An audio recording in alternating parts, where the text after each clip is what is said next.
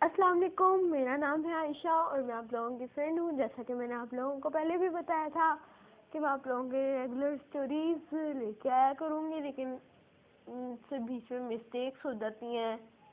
जैसा कि सपोज मैं भूल जाती हूँ या मुझे कोई मजबूरी हो जाती है।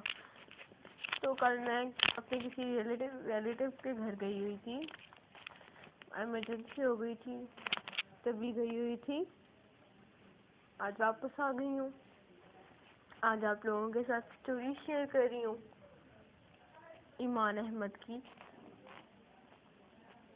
ईमान ने मेरे साथ ये स्टोरी शेयर की है। सॉरी, ईमान ने नहीं की, मेरे साथ ताहा ने की है। जैसा कि ताहा ने पहले भी थोड़े दिनों पहले भी एक स्टोरी शेयर की थी अपनी सिस्टर की, जब वो अपनी नानों के घर गई हुई थी। उनके नानों के बेटे यानी कि उनके मामू के रूम में एक विंडो थी, उसमें से उनको एक साया नजर आया था।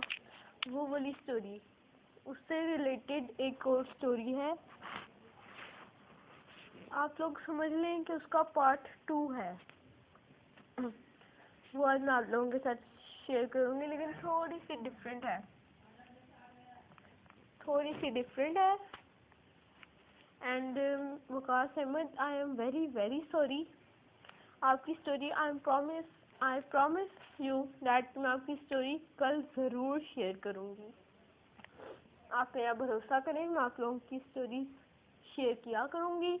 आप लोग भी अपनी स्टोरी शेयर कर सकते हैं डिस्क्रिप्शन बॉक्स में दिए गए ईमेल आईडी पर horrorstorieshouse@gmail.com पर। और आप लोग कमेंट बॉक्स में भी अपनी स्टोरी शेयर कर सकते हैं अपना नाम लिखकर। और आप लोग मेरे चैनल को वॉच किया करें। मेरे चैनल की स्टोरीज ट्रू होती हैं, 100% श्योर। वैसे अगर आप लोग दूसरे चैनल को व्यू करते हैं तो उनको डिसलाइक मत करें। मेरी आपसे रिक्वेस्ट है, उनको डिसलाइक मत करें, क्योंकि अगर आप एक के चैनल को देखते हैं तो दूसरे को डिसलाइक करने का आप लोगों का कोई हक नहीं बनता। हर किसी ने अपना अपना चैनल खोला होता है, हर कोई अपने अपने चैनल की तारीफ करता है। कोई लोग सच बोलते हैं, उनकी स्टोरीज भी सच होती हैं और मेरी भी स्टोरीज सच होती हैं। आप लोग माने ना माने। तो आज मैं आप लोगों के साथ शेयर करूंगी ताहा काशिफ की स्टोरी।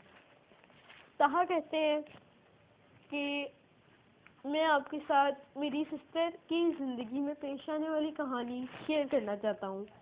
जैसे कि आप लोग जानते हैं कि मेरे मामू के रूम में एक विंडो है। वो विंडो आज से ज़्यादा है। मैंने आपको ये पहले नहीं बताया था कि मेरे मामू के जो विंडो थी, विंडो में से एक अबैंडन्ड हाउस नज़र आता था, यानी कि वो घर आज से ज़्यादा था। वो घर पिछले 100 सालों से बंद पड़ा था। मेरी दादों के बचपन में ही वो घर को बंद कर दिया गया था। और अब मेरी दादों की एज अब 80 ईयर है। और मैंने आप लोगों को 100 साल कह दिया, लेकिन ये 80 ईयर्स हैं। 80 ईयर्स से वो हाउस बंद पड़ा है। उसमें से कहा जाता है कि एक औरत रहती है, वो अपने बच्चे पालती है और हर एक इंसान उस जगह से गुजरने से भी डरता है। तो यही एक कहानी इसी तरह की एक मेरी सिस्टर के साथ पेश आई थी, जो मैं आपके साथ शेयर करनी है।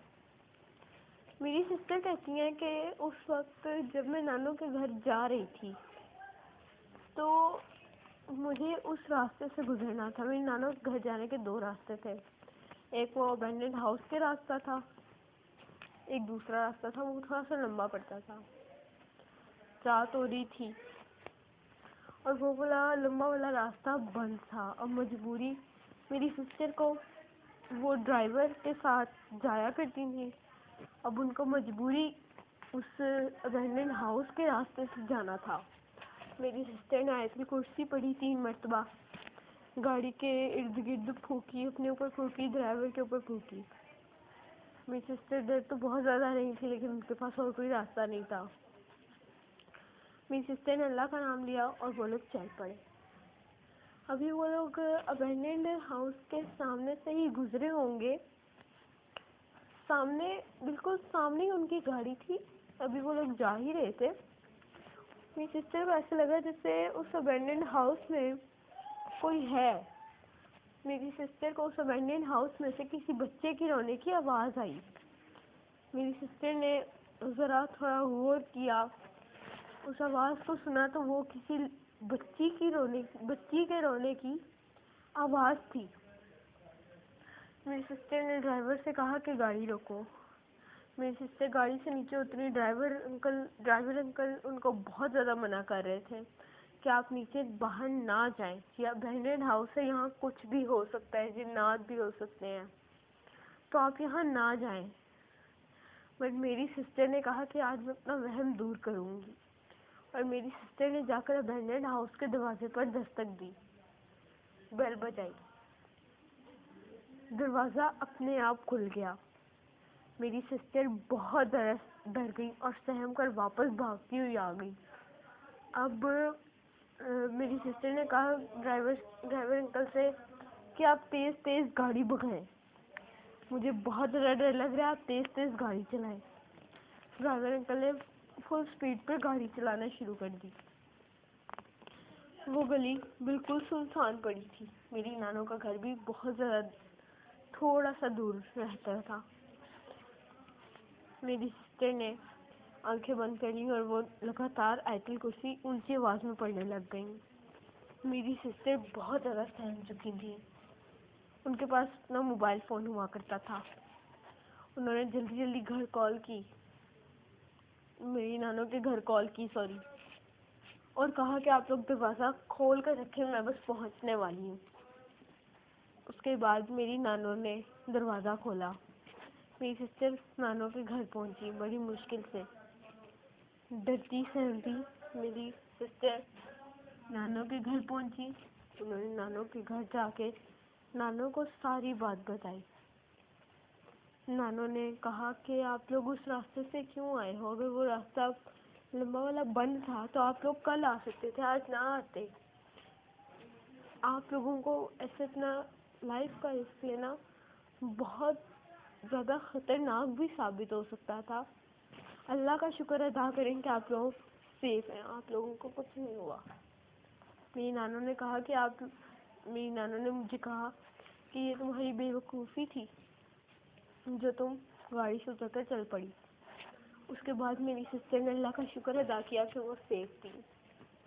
ये मेरी सिस्टर की ज़िंदगी में एक कहानी पेश आई थी जो मैंने आपके साथ शेयर की।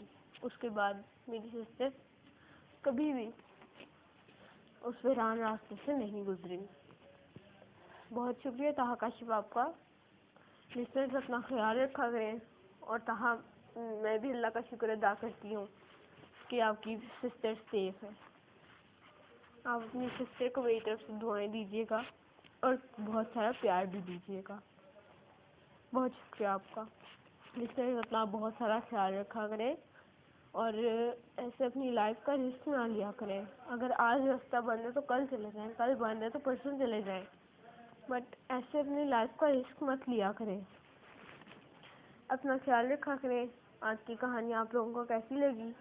अपना फीडबैक मुझे ज़रूर दें कमेंट बॉक्स में, और मुझे ये भी बताइएगा कि आप लोग कैसे हैं, आप लोगों की तबीयत ठीक है, और जिनकी तबीयत ठीक नहीं है, जो कोरोना वायरस के शिकार है इस वक्त, उनके लिए मेरी बहुत सारी दुआएं हैं कि अल्लाह ताला उनको ठीक करे और अपने ईमान में रखे। लिसनर्स चलती हूँ अब मैं, इजाज़त दीजिए, अल्लाह हाफ़िज़।